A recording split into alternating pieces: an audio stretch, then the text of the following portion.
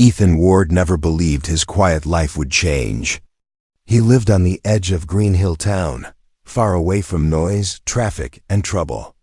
His small wooden house stood beside a dark forest that everyone avoided at night.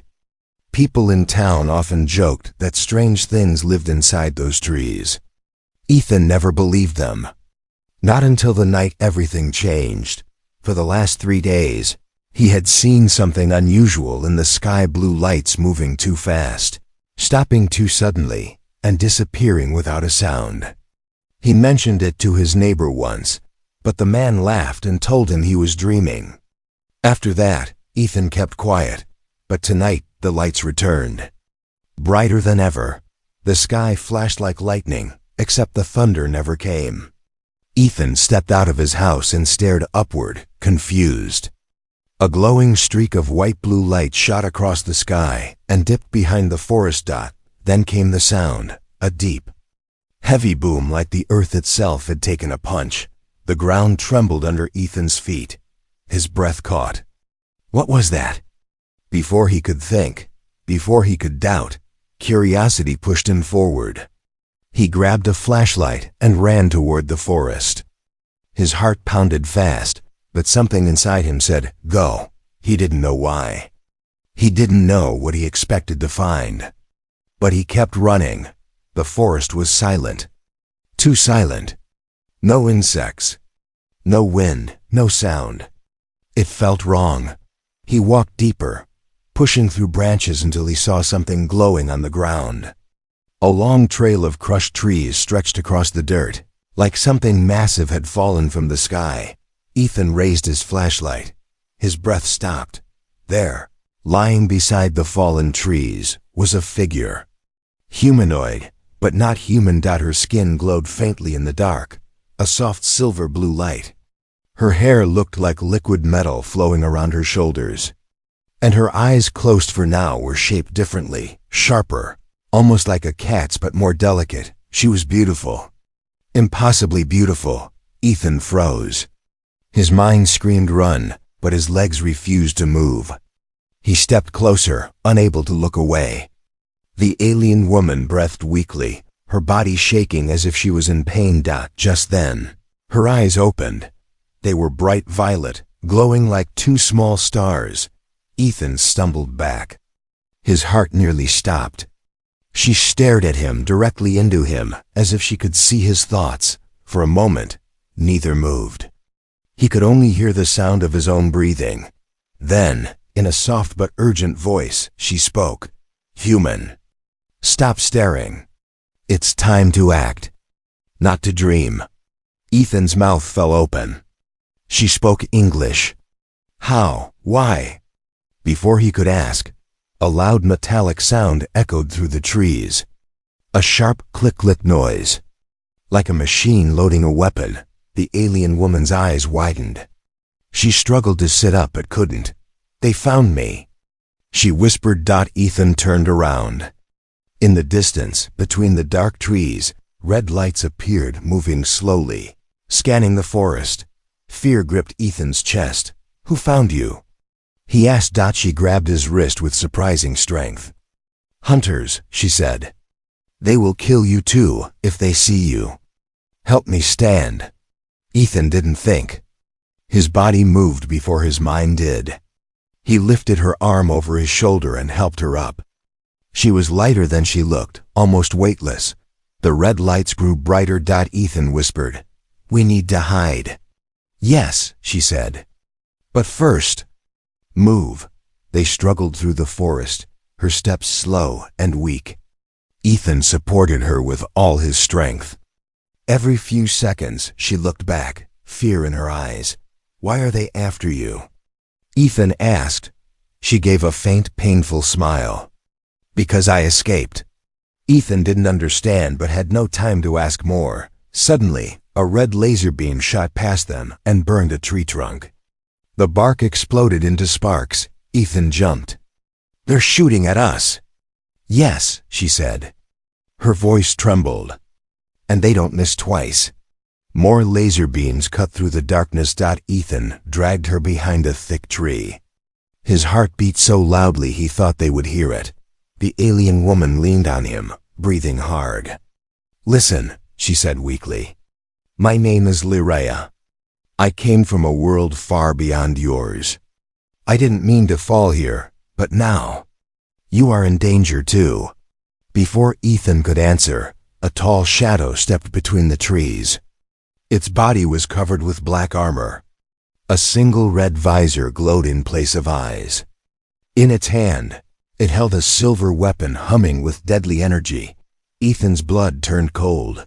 The armored figure raised the weapon, aiming directly at them. Lyria whispered, "Human, do not freeze. You must act." Ethan grabbed her hand. His body moved without thinking.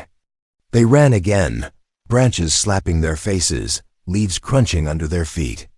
Another laser burned the ground behind them. That fear pushed Ethan forward. Lyria gripped his hand tightly, trusting him completely. Finally, they reached a small rocky cave. Ethan pushed her inside and then hid behind a boulder. The armored hunter stopped near the cave entrance, scanning the area. Its red visor glowed brighter. And then, the part ends as the hunter slowly raises its weapon toward the cave, ready to fire. The hunter stood outside the cave like a silent metal giant. Its red visor glowed, scanning every corner, every stone, every breath of air. Ethan held his breath, pressing his back against the cold cave wall.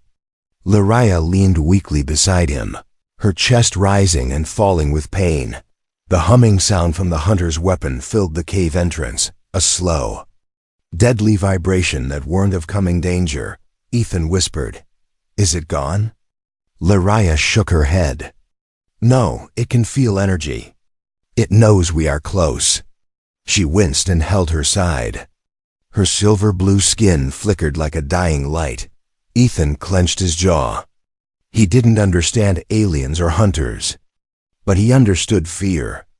And he knew that if he didn't do something, both of them would die in this cave. "What does it want from you?" he whispered. Lyria's eyes lowered. "I escaped my people. They want to take me back. They will not allow a defect to survive on her own." "Defect?" Ethan repeated. Lyria didn't answer. Her hands trembled. Outside, the hunter stepped closer, its metal feet crunching dried leaves. The cave filled with red light as its visor scanned the entrance. Ethan panicked silently. He looked around the cave for anything, rocks, sticks, anything he could use. All he found were small stones. The hunter paused. Its visor flickered. Lyria whispered, "It is detecting heat. We must confuse it." Ethan's mind raced. Heat, signal, movement. Then an idea hit him. It was stupid. Very stupid. But maybe stupid was all he had. He pulled his phone from his pocket. Lyria stared. "What are you doing?"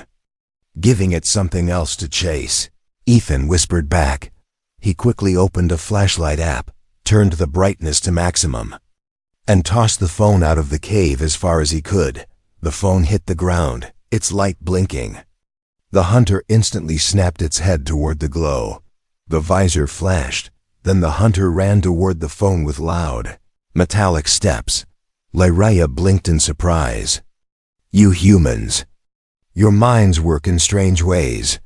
Ethan let out a shaky laugh. "I'll take that as a compliment." But their relief was short. A small hovering drone, shaped like a silver sphere with tiny wings, drifted toward the cave. Its eye glowed blue as it scanned for heat signatures. Lyria's face tensed. "That is a seeker drone. It is smarter. It will detect us." The drone beeped softly, moving closer. Closer. Ethan swallowed hard. He tried to hide behind a rock, but the drone's blue eye turned toward him. "It found us," Lyria whispered. The drone pointed a needle-like tip toward Ethan. Lyria reacted instantly. She placed her hand on the cave wall, and her skin shifted.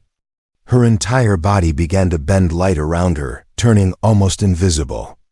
It was like watching water ripple in midair. For a second, Ethan could barely see her. She whispered, "Close your eyes." He did. A bright flash exploded from Laraya's hand. The drone screeched, its glowing eye flickering wildly. It crashed to the ground like a dying insect. Ethan opened his eyes slowly. What was that?" "A trick," Laraya said weakly. "I bend light, but I am too injured to use my full power."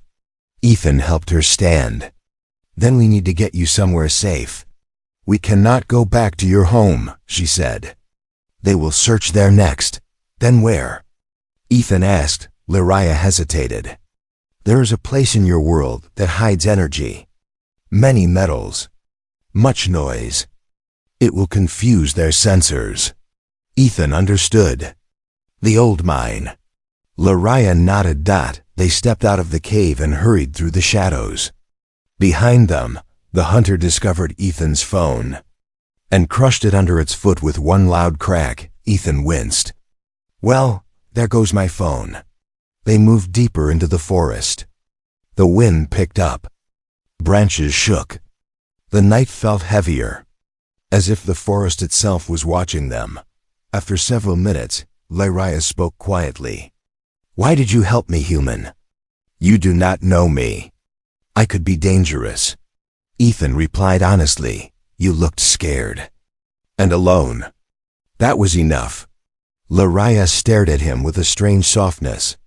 "On my world, no one helps someone like me. You are different." Before Ethan could answer, they heard the hunter's voice echo through the woods, cold and metallic. "Target located.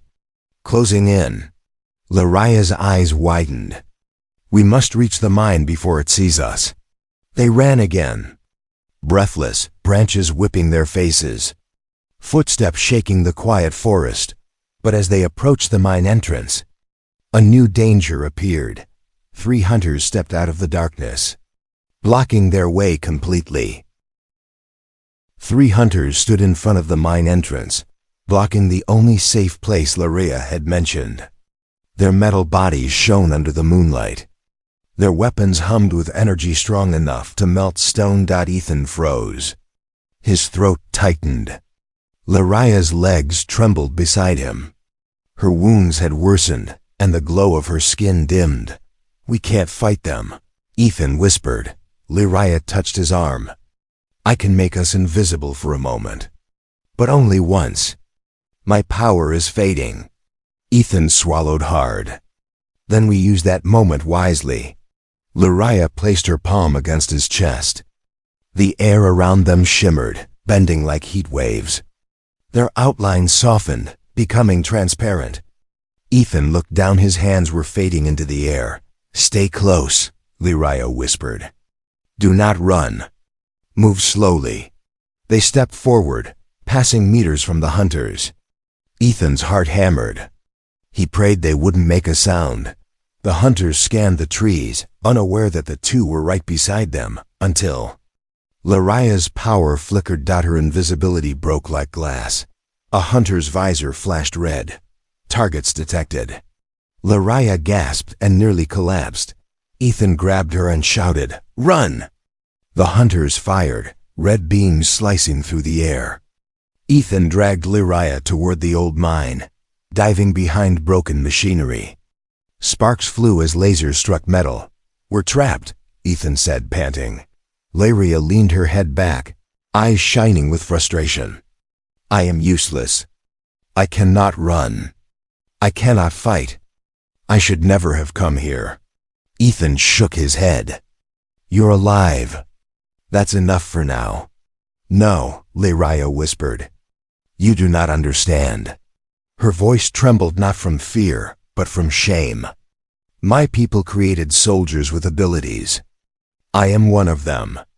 But I was called defective, weak, unreliable. They wanted to erase me." Ethan's eyes softened. "Then they're wrong. You have more courage than any soldier." A hunter's metallic footsteps grew louder. There was no time for comfort. Ethan searched the ground desperately. The mine yard had old ropes, rusted metal hooks, broken carts. Primitive tools. But tools he could use. Lariah, Ethan whispered. You hide. I'll deal with them. Lariah grabbed his hand. No, you cannot fight them with human tools. Ethan gave a half-smile. Watch me. He moved quickly, tying ropes between two old support beams. Then he placed a broken metal sheet near a stack of loose stones. It wasn't much, but it was something. The first hunter entered the yard. Ethan threw a small stone to distract it. The hunter turned and stepped directly into the rope trap. The rope pulled, snapping the support beam, sending a shower of stones crashing onto the hunter's armored head. The hunter stumbled, its visor flickering. Ethan yelled, Lariah now. Use your light. Lariah raised her shaky hand and released a blinding flash. The hunter's visor blacked out. It stumbled backward, crashing into the dirt. Ethan rushed to the second hunter, using a metal rod like a spear to push it off balance. Although the attack couldn't pierce its armor, the shove knocked it against an unstable cart, which rolled and smashed into its knees. The hunter fell with a crash. Ethan panted, adrenaline burning through him. 2 down. But then the third hunter stepped forward, the largest of them all, glowing with a stronger red aura. It raised its weapon straight at Ethan's chest. Lariah screamed, Ethan, move. But Ethan had no time. The hunter fired. A bright red bolt shot toward him, and Lariah jumped in front of him. The blast hit her shoulder. She cried out and fell hard to the ground, her silver glow flickering dangerously. No! Ethan knelt beside her, eyes wide with fear. The wound burned deep, leaving dark scars across her glowing skin. The hunter aimed again. Ethan clenched his teeth. Rage replaced fear. He grabbed the old metal hook from the ground, swung it hard, and jammed it into the hunter's exposed shoulder joint, one of the few weak spots Lariah had pointed out earlier. The hunter sparked violently. Its weapon arm froze. Ethan pushed harder, forcing the joint to break. The hunter collapsed. Silence fell over the yard. Ethan rushed back to Lariah, lifting her gently. Stay with me. I need you to breathe. Lariah looked at him with weak but shining eyes. You protect me, even when you know I may not survive. Because you're not alone anymore, Ethan said. Lariah touched his cheek with trembling fingers. Maybe I was wrong. Maybe humans are not simple dreamers. Maybe you act with a heart other species do not have. Behind them, a distant sound rumbled. More hunters were landing. Ethan lifted Lariah. Come on, we're not done fighting. Lariah whispered, then let me give you something important. Ethan looked at her. What? She placed her glowing hand on his forehead. Knowledge, she whispered. My world's secrets. And why they fear me. Her hand glowed brighter. The scene ended with Ethan's eyes widening as strange. Images filled his mind, visions of alien worlds, powerful abilities, and a truth far bigger than he imagined. Ethan blinked rapidly as strange visions stormed through his mind, shining cities in the sky, starships burning across black space, thousands of voices echoing in languages he had never heard. He staggered and grabbed the side of a broken minecart to stay upright. Lariah removed her glowing hand from his forehead. Her breathing weakened again. I showed you only fragments, she whispered. You must understand why they are hunting me. Ethan steadied himself. I saw experiments, battles, you in a cage. The images left him shaken. Lariah nodded slowly, her silver blue hair falling over her face. From the day I was born, my people tested me. They discovered I had a rare ability to bend not only light, but energy itself. They believed I could destroy warships with a single focus. Ethan felt a chill. That sounds like a gift. Her violet eyes dimmed. To them, it was a weapon. A tool. They wanted to control me. When I refused to join their army, they called me defective. A failed experiment. A danger. Ethan clenched his fists. So they tried to capture you. No, Lyria whispered. They tried to end me. The hunters tracking me now are my people's creations. Machines designed to erase mistakes. Ethan felt anger rise inside him. You're not a mistake. Lyria's lips curved into a sad smile. You are the first person who ever said that to me. Before Ethan could answer, the ground vibrated. The mine walls trembled, more hunters, many. Their engines echoed through the forest. Ethan cursed under his breath. We need to move. He helped Lyria inside the mine.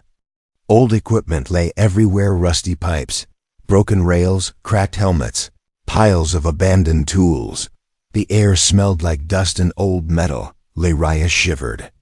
This place hides heat and energy, but not forever. Ethan tore off part of his shirt and wrapped it around her injured shoulder. Does this help? Lyria looked at him strangely. In my world, only close family does such things.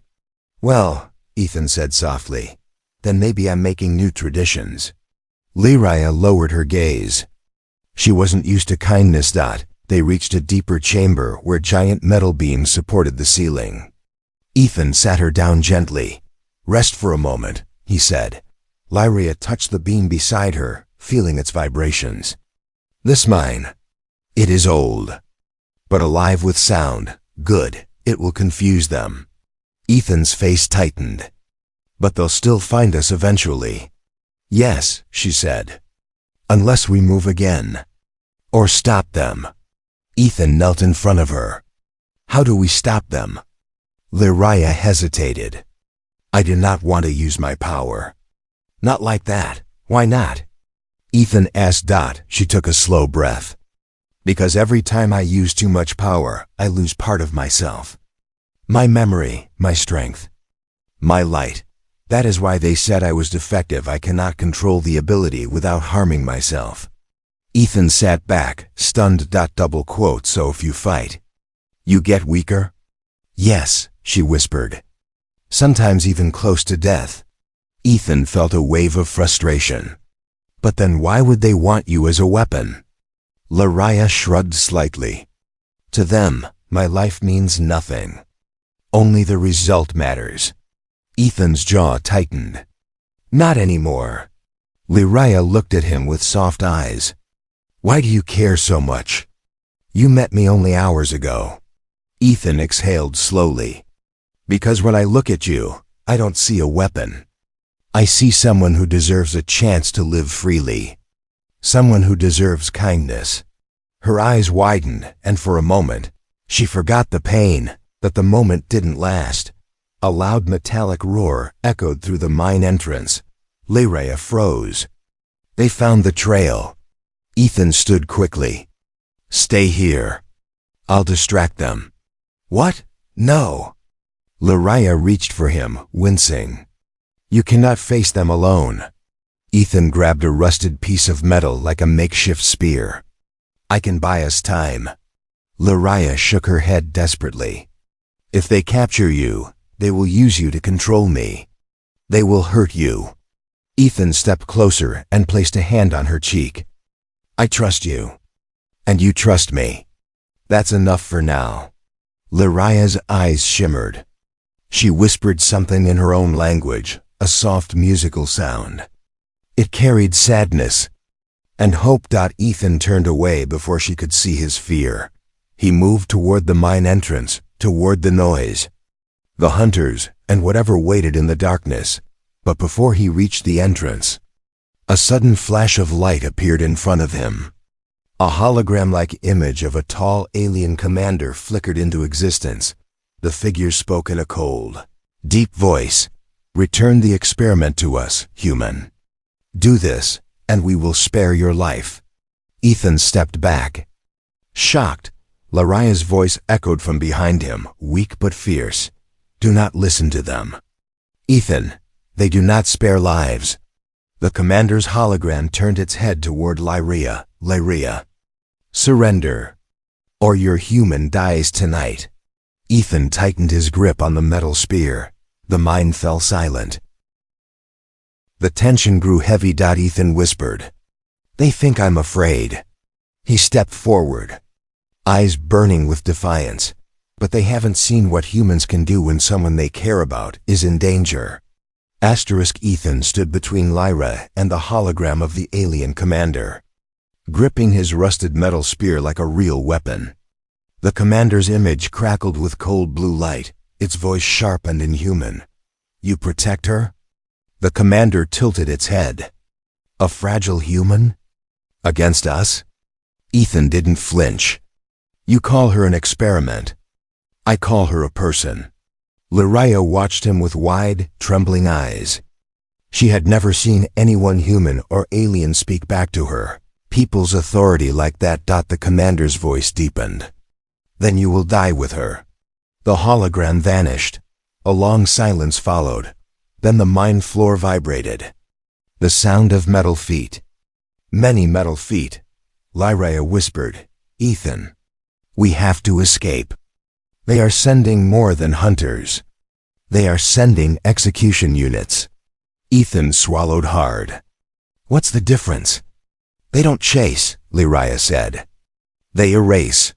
Ethan helped her stand, even though she was barely able to walk. "Then let's make sure they fail." Lyra stared at him as if he was something rare, something impossible. "You act without fear," she whispered. "On my world, warriors train for years to speak like you. Humans are different." Ethan forced a smile. "Let's use that difference then." They hurried deeper into the mine. Ethan used his flashlight to guide the way, weaving through rusted carts, broken rails, and old mining machines covered in dust. Suddenly Lyra stopped. "What's wrong?" Ethan asked.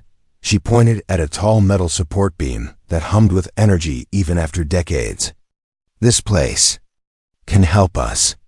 The metal here blocks their scanners. But we must use the environment to survive." Ethan nodded. "Then let's set traps." Lyra blinked. "Traps?" "Yes," Ethan said. "Simple human strategy." She watched him gather old ropes, loose metal sheets, broken cables, and 2 heavy mining carts. His hands moved fast, his mind even faster. Lyra whispered, "You're thinking. It is creative, flexible." "That's just a nice way of saying desperate," Ethan replied, but she smiled, truly smiled, for the first time since they met. Soon, the mine's entrance filled with red lights. The execution units arrived, taller than the hunters, thinner, faster, and with glowing red symbols on their armor. They carried long energy blades that sliced through stone like butter. Ethan whispered, "They look worse." "They are," Lyra said. "Their purpose is to remove all evidence." Ethan took a deep breath. "Okay, let's begin." The first execution unit stepped into the mine tunnel. Its sensors glowed, scanning the air. Ethan threw a rock toward the far wall. The unit turned instantly and walked directly onto Ethan's rope trap. A heavy mining cart swung down from the ceiling, slamming into the unit with massive force.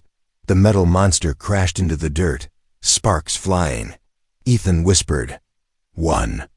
Lyra looked at him with awe. "You fight with nothing, yet you fight like a storm." The second unit rushed forward, moving faster than the first. Ethan ducked as it swung its blade, slicing a metal beam clean in half. The ceiling shook dangerously. Ethan ran to the far side and kicked a metal sheet. The sound echoed loudly. The execution unit turned toward the noise. Lyra used her light, power just enough to blind it for 2 seconds. It stumbled into Ethan's second trap, loose ground covered by a thin metal plate. The moment its weight pressed down, the floor collapsed into an old mine shaft. The unit fell, its screen fading into darkness. But then the third execution unit stepped into view. This one was different, larger, smarter. Its armor glowed white, not red. Lyra gasped. "That is a command unit. It adapts to attacks. We cannot trick it twice."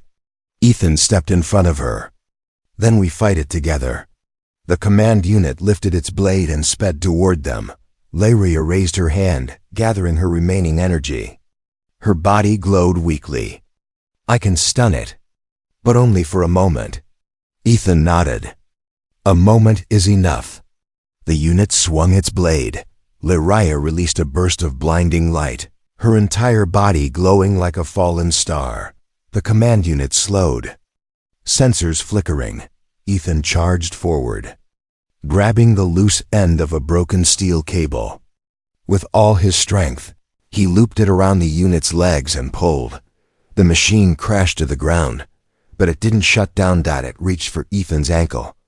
Lyria screamed, "Ethan!" She pushed herself forward, ignoring the pain. She placed her glowing hand on the command unit's core. Her light surged dangerously bright. The unit let out a distorted scream and shut down instantly. Lyria collapsed beside it, her glow fading to almost nothing. Ethan caught her in his arms. "Hey, stay with me." Lyria weakly touched his cheek. "You protected me, even when I gave you pain. Why?" Ethan hugged her gently. "Because your life matters, and because you're not facing this alone anymore." Lyria closed her eyes, whispering, "Then, I will show you one last truth." Her hand glowed faintly as she pressed it against his chest. Visions poured into Ethan's mind again, this time deeper, stronger, revealing something shocking. Lyria was not just a runaway.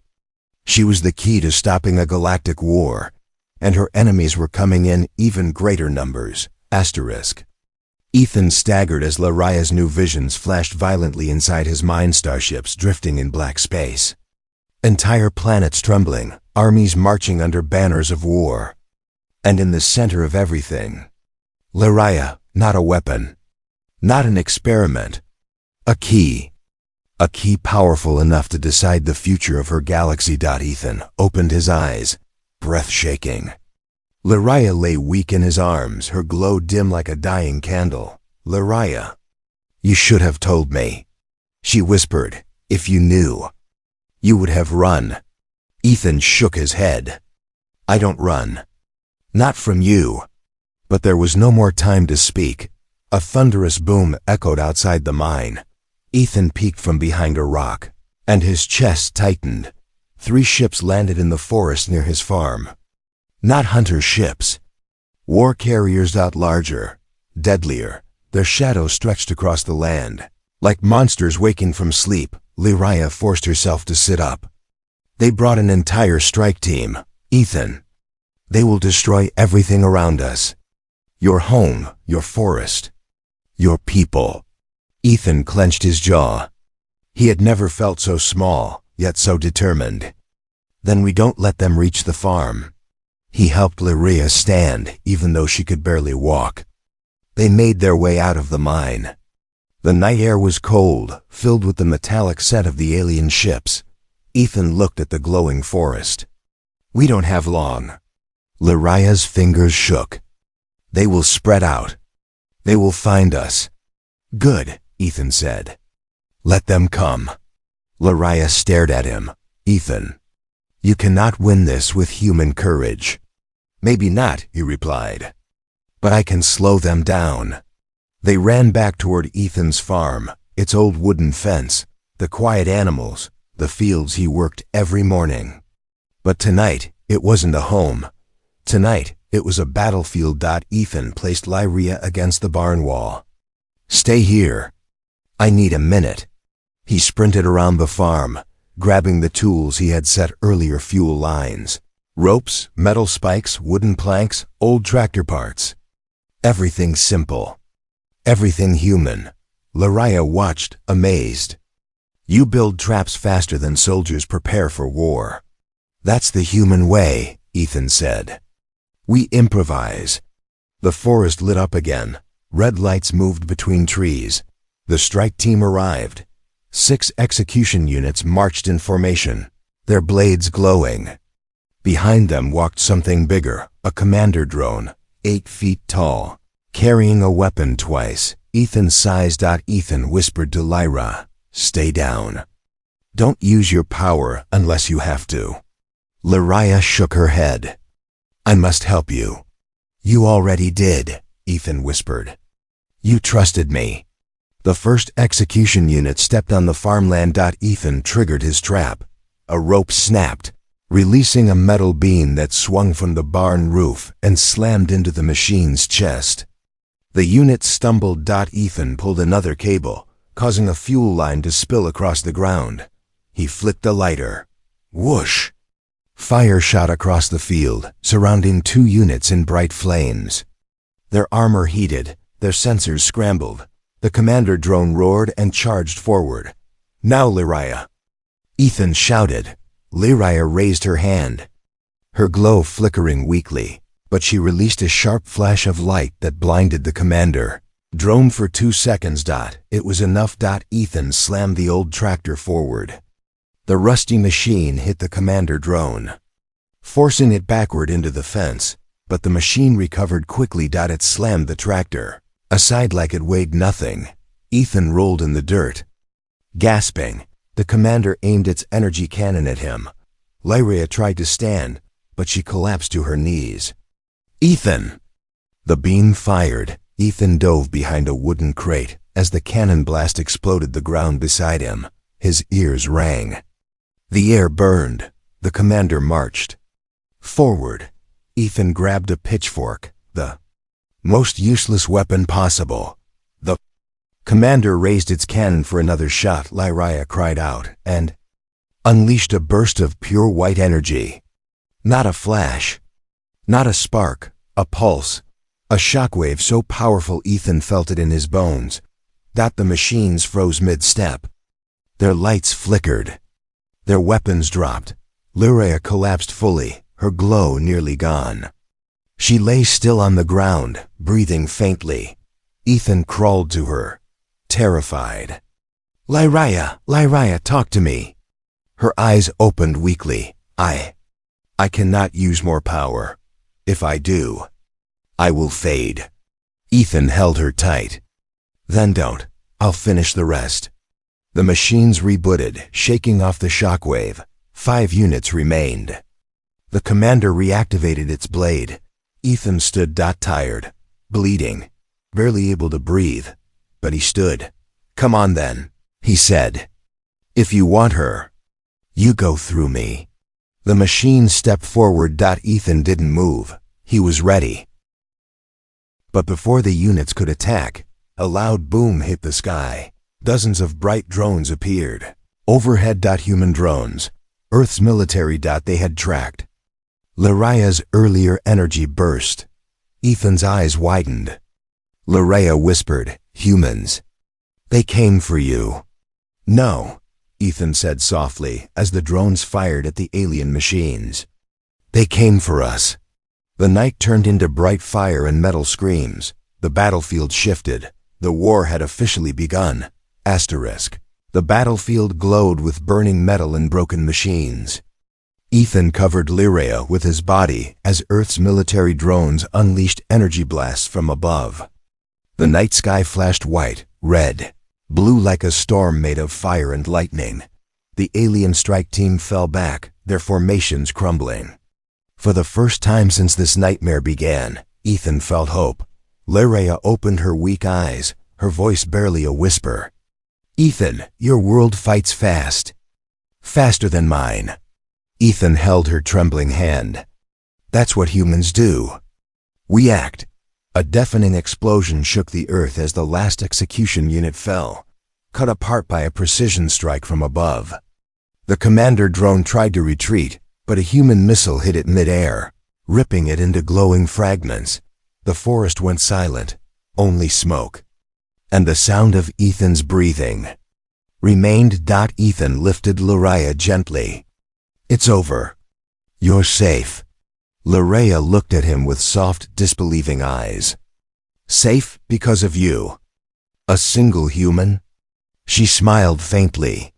My galaxy feared humans, now I understand why. But the victory was short-lived. A deep mechanical sound echoed in the distance. Ethan turned toward the forest. A new ship descended, larger than the others, darker, its wings shaped like claws. Lyria's breath caught. No, no, that is not a hunter ship. That is a sovereign collector. What does that mean? Ethan asked. It means, she whispered, trembling, they will take everything. Life, land, technology. They do not leave survivors. The ship hovered above the forest, scanning the battlefield with glowing red beams. Ethan clenched his fists. Then we face this too. Lyraya's voice broke. I cannot fight them, Ethan. My energy is gone. If I use more, I will fade. Disappear forever. Ethan looked at her, truly looked.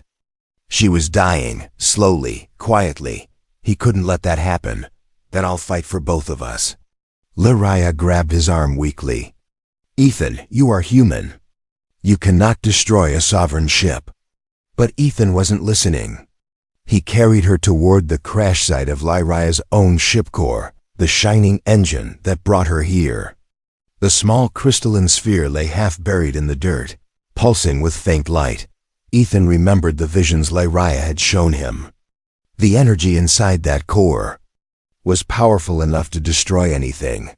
Lyraya, he whispered, can this thing explode? Her eyes widened. Ethan, no. If you activate this core, the blast will be massive. You will die. Ethan gave a small, tired smile. You said your world fears humans because we act, not dream. Then let me prove that. His stubborn courage shocked her. But what about your life? This is my life, Ethan said softly.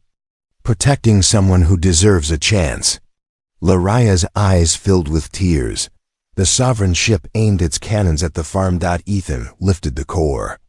It hummed louder as it recognized Lyraya's touch still on his skin. Tell me how to activate it. Lyraya's voice shook. You must focus your mind. The core responds to intent. But Ethan, once it starts, there is no stopping. He looked at her with gentle eyes. Then say goodbye now. Lyraya grabbed his face, tears falling. No, if you go, I will never forgive myself. I should be the one. No, Ethan interrupted softly. You deserve to live. Your galaxy needs you. The ship charged its main weapon, the red glow growing brighter. Ethan placed the core on the ground and knelt. He pressed both hands against it. The crystal pulsed, responding to his heartbeat.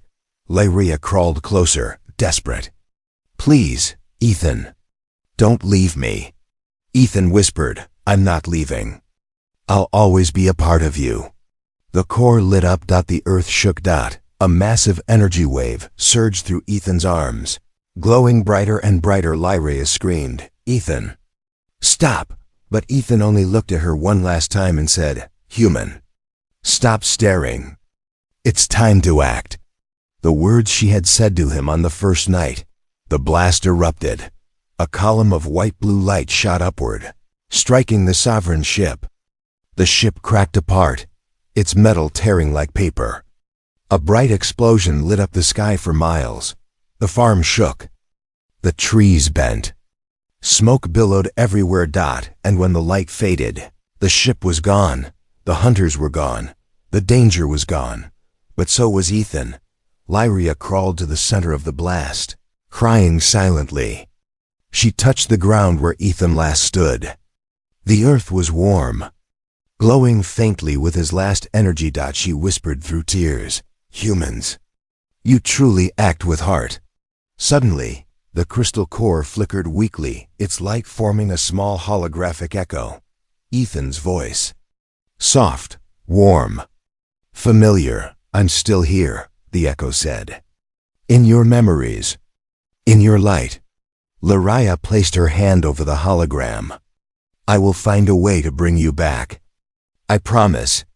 She stood slowly, her glow returning brighter than before. The galaxy still hunted her. But now, she wasn't running, she was fighting, for Ethan, for both worlds, and for the human who stopped dreaming and acted.